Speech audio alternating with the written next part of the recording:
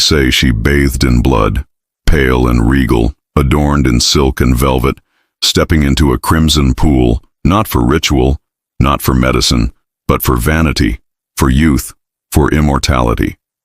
It is an image so horrifying, so vividly cinematic, that it has haunted Europe for centuries. Elizabeth Báthory, the name alone evokes dread, the Blood Countess. A noblewoman whose reputation is stitched together from whispers, rumors, and the darkest imagination of a fearful populace. For over 4 centuries, her story has captivated the world, becoming one of history's most notorious tales of aristocratic cruelty. But where does the truth end and the legend begin?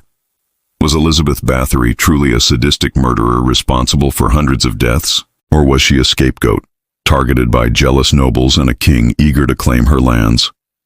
Was the story of her bathing in blood merely sensationalized, a myth crafted to terrify and titillate? The image of a castle steeped in horror, of screams echoing through stone corridors, of young women abducted and tortured, is indelibly etched in our minds. Yet the question lingers. Did it really happen? Tonight, we peel back the layers of myth, politics, and superstition. We journey into the dark heart of 16th century Hungary, a world of power, cruelty, and fear. We step inside the castles, the family chambers, and the shadowy forests where Elizabeth Báthory lived, loved, and allegedly killed.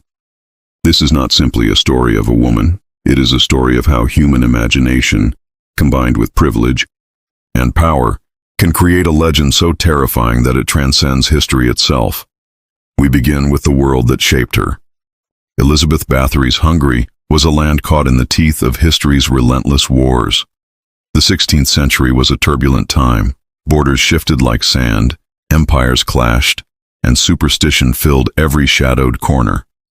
To the west, the Habsburgs consolidated power, their influence stretching across Central Europe. To the east, the Ottoman Empire pressed into Hungarian lands, leaving devastation in its wake. For common people, life was uncertain and often brutal. For the nobility, power was absolute, but so was isolation. A lord or lady controlled armies, serfs, and villages, but were themselves bound by alliances, marriages, and the unrelenting expectations of their class. Within this world, superstition was law. The church wielded extraordinary influence, and rumors of witchcraft, curses, or diabolic pacts could ruin lives overnight. Noblewomen were educated, but their intellect and independence were often seen as dangerous, a threat to dynasties and men in power. Elizabeth Báthory's family, one of the most powerful in Hungary, had a history of both political maneuvering and documented violence. To understand Elizabeth's rise and the legend that would follow, one must see her against this backdrop. A Hungary of ceaseless warfare, harsh justice, and a culture in which cruelty was commonplace and rumor could become reality. It was a society that prized strength and feared weakness. Within it, Elizabeth's story of power, independence, and alleged bloodlust was perhaps inevitable. Elizabeth was born in 1560 into a family whose name commanded respect and fear. The Bathorys were Protestant nobles, known across Hungary for both their influence and their ruthlessness. Power and violence ran in their veins. From an early age, Elizabeth was groomed for a life of privilege and control. She was fluent in several languages, trained in literature, and schooled in the management of large estates. She learned the codes of nobility, etiquette, diplomacy, and the manipulation of those around her. But education alone could not shield a young girl from the shadows of her world. Elizabeth witnessed brutality, both within her family and in the public sphere. Executions, violent disputes, and animal cruelty were part of her upbringing, normalizing a view of power as inseparable from pain. Some historians speculate that the seeds of her later reputation were sown here, in the interplay between privilege and exposure to violence. Others suggest that her intelligence and independence made her a target in a world where women were expected to be obedient and demure. Even as a child, Elizabeth displayed a sharp mind and commanding presence.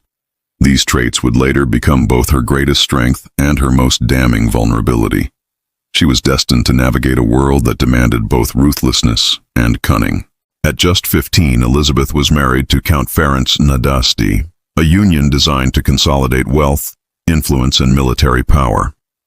Ferenc was a soldier notorious as the Black Knight of Hungary, feared for his cunning and cruelty on the battlefield.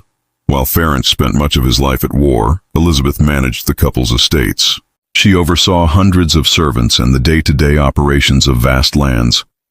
Her role granted her unprecedented authority for a woman of the time, a power that would later be scrutinized and demonized. Isolated by both geography and status, Elizabeth became increasingly self-reliant and authoritative. Witnesses later claimed she developed a strict and often brutal regimen for her servants. Mistakes, no matter how minor, were met with harsh punishment. This period of rising influence set the stage for both her reputation and her isolation. With her husband away, she ruled with absolute authority, a precursor, some argue, to the darker stories that would later emerge. The first whispers began quietly. Servants vanished. Girls brought to the castle were sometimes never seen again. Local villagers spoke in hushed tones about strange cries echoing through the night, about punishments that seemed disproportionate, about a lady who wielded her authority with terrifying severity. Elizabeth maintained a facade of nobility and grace. She attended social functions, donated to the church, and cultivated an image of a benevolent noblewoman. Yet behind the grand halls and embroidered tapestries, horror allegedly unfolded. Accounts suggest she kept accomplices close, trusted servants who aided in her cruelty, or at least concealed it. Torture of the smallest transgressions became a pattern. Nails broken, faces slapped with burning irons, starvation for minor offenses. At first, these rumors were dismissed. Noblewomen, especially those of Elizabeth's standing, were rarely questioned. But as disappearances increased, and survivors whispered of unimaginable cruelty, authorities could no longer ignore the shadow growing over Cactus Castle. The most infamous claims about Elizabeth Báthory center on the torture and murder of young women. Accounts describe abducted peasant girls, lured by promises of employment or protection, only to face unimaginable horrors once inside the castle. Servants testified to beatings, burning, and mutilation. Witnesses described cruel experiments, starvation, and psychological torment. Girls were reportedly left to die slowly, their suffering observed and, in some accounts, enjoyed by Elizabeth herself. The legend of blood baths, the claim that Elizabeth bathed in the blood of virgins to preserve her youth, became the most enduring image. Some historians suggest this may have been exaggerated by sensationalist accounts, but contemporaneous testimonies reinforce the idea that her obsession with youth and beauty went to grotesque extremes. The numbers attributed to her crimes vary. Some sources claim 80 deaths, others over 600. While modern scholars debate the accuracy, there is little doubt that cruelty was rampant, meticulously documented in surviving testimonies and letters. Her alleged accomplices, loyal servants, were reportedly instrumental in carrying out these acts, further complicating the historical picture. Was she a mastermind, a figurehead, or the product of her servants' cruelty amplified by rumor? Despite the uncertainty, one thing is undeniable. The tales that emerged from Cactus Castle painted a picture of horror that shocked Europe and cemented Elizabeth Báthory's infamy for centuries to come. By the early 1600s, Elizabeth's horrors could no longer remain whispers in the shadows. Villagers complained of missing daughters. Priests and local officials reported strange deaths and mutilated corpses. Even nobles began to murmur about her tyranny. The rumors had reached the ears of King Matthias II. For years, her social and political standing had protected her. The Bathory family was powerful, and Elizabeth herself was a noblewoman of immense wealth. But in the volatile world of Hungarian politics, power could shift overnight. The king had reasons beyond justice to act. Elizabeth's growing influence and vast estates presented an opportunity for him to claim wealth and neutralize a rival. In December 1610, the king authorized a formal investigation. Authorities, clergy, and trusted nobles were dispatched to Cactus Castle. They interrogated servants and accomplices, often under duress, and the stories they told were chilling. Witnesses described girls being abducted from nearby villages, tortured over weeks, and eventually murdered. Some accounts mentioned blood rituals and strange obsessions with beauty and youth. Others described unspeakable cruelty. acts so extreme that even hardened soldiers were said to recoil in horror. The investigators claimed to find evidence consistent with these accounts. Dying girls locked in hidden chambers, mutilated corpses in the grounds, and instruments of torture scattered throughout the castle. For authorities and the king, the case seemed incontrovertible. Elizabeth was arrested. Yet, her status complicated the proceedings. Noblewomen of her rank could not simply be executed like common criminals. There were questions of precedent, of law, and of political fallout. So instead of a public trial, she was placed under house arrest within her own fortress, the very walls where so much horror had allegedly taken place. The investigation exposed not only the horrors of Elizabeth's alleged crimes, but also the treacherous intersection of power, politics, and justice. Her story was now no longer just about cruelty. It was about the fragility of even the highest nobility when the machinery of law and rumor turned against them. Elizabeth's accomplices did not fare as well. Servants and confidants, some of whom had helped facilitate her crimes, were subjected to brutal interrogation. Many were tortured to extract confessions, and most were executed. A grim warning of the consequences of involvement in such atrocities. Elizabeth herself, however, was treated differently. Her noble birth and political connections shielded her from execution. Instead, she was sentenced to life imprisonment. She was walled inside a set of rooms in Countess Castle, left with only a small window for light and a grate through which food was passed. For 4 years, Elizabeth lived in isolation. She was reported to have aged rapidly, both physically and mentally, as the walls of her prison closed in. The world outside moved on, but the horror of her story only grew. In 1614, she died in confinement. Some accounts suggest illness or despair claimed her. Others hint at starvation or neglect. Her death marked the end of one of history's most infamous chapters. Yet it did not mark the end of her story. In death, as in life, Elizabeth Báthory became more legend than woman, a figure who would haunt the collective imagination for centuries. Elizabeth Báthory's name became synonymous with vampirism and aristocratic cruelty almost immediately after her death.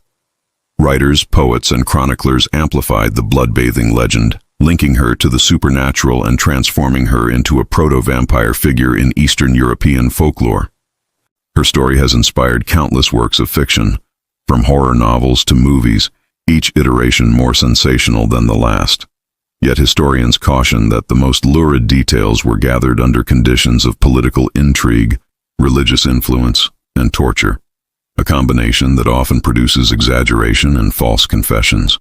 It is likely that some of the crimes attributed to Elizabeth were real. The testimonies of servants and villagers point to consistent acts of cruelty, but the scale may have been amplified. Some scholars suggest that her enemies sought to destroy her reputation and seize her wealth, using rumors of mass murder as justification. Still, the fascination with Elizabeth Báthory endures. She represents the darkest intersection of power, vanity, and cruelty, a noblewoman whose wealth and privilege allowed her to evade consequences for so long, and whose alleged crimes shocked even the violent world in which she lived. The Blood Countess lives on not just in history books, but in our collective imagination. She reminds us of the allure of evil and the human tendency to mythologize those who frighten and captivate us. Why does Elizabeth Báthory continue to fascinate us more than 4 centuries after her death? Perhaps it is because she embodies extremes of cruelty, power, and isolation. She was a woman of privilege accused of unimaginable crimes, living in a world where nobility could shield even the darkest impulses. Her story challenges our understanding of morality, justice, and the influence of rumor. Or perhaps we are drawn to her simply because the tale is irresistible. A woman who allegedly bathed in blood, obsessed with youth and beauty, who terrorized a village and defied the limits of power. It is a story that satisfies our curiosity about evil, our need for legends, and our fear of what humans are capable of when unchecked by law or conscience. But beyond fascination, Elizabeth Báthory's story is a cautionary tale. It illustrates the danger of concentrated power, the fragility of justice, and the ease with which myth can blur with history. It reminds us that human cruelty can be both ordinary and extraordinary, often shaped by circumstance, privilege, and opportunity. Elizabeth Báthory, the Blood Countess, may have been partially myth and partially reality. But one thing is certain: her story endures. It haunts history, fuels fiction, and forces us to look into the darker corners of human nature. And in that reflection, perhaps we see not just a legend, but a warning of what happens when power and obsession converge in silence.